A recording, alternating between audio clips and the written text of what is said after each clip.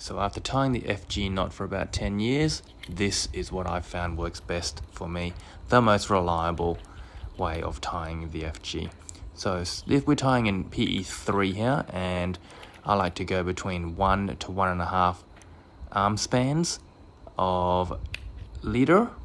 So we grab around 30 to 40 centimeters of our braid, wrap it around your pinky, and you want to loop at the end about 3 inches between your index finger and your thumb. Now you want to hold this tight to the point where it hurts your hands.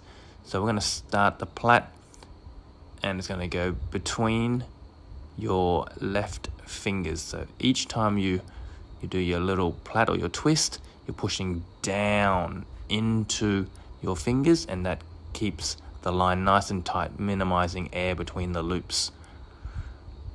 So you want to do this around 12 to 16 times. This is what it looks like in real time, a very efficient and quick way to tie your FG knot. So this is what your FG section should look like after you wrap it.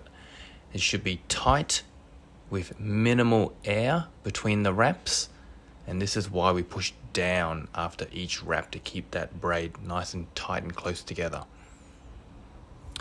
If your FG section looks like this, then it could be caused by not holding enough tension whilst tying, and also not pushing down after each wrap down into the leader line.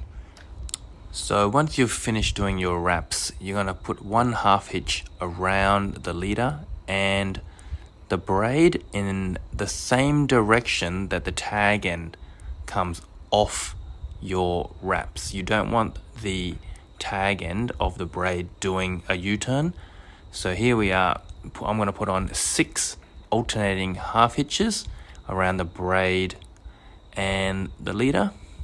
So word of advice, probably best don't use your front teeth to tension this knot, because it's a good way to chip your front teeth and it just ain't so pretty.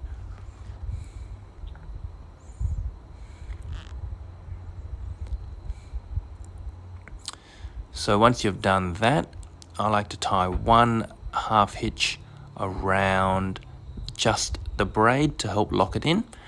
And as you can see here, I've got the rod behind there, and I like to hold a bit of tension on the braid. It just makes all these half hitches much easier to tie. So right now we're going to finish this off with a rizzuto.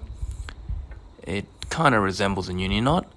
So we're putting anywhere from 5 to 10 loops around the braid there, and as I tension it, so this is only going around the braid, as I tension it, I tease out the loose line here, get rid of that loose line, so when you tension it, you don't have to deal with that loose line. It'll tension up properly.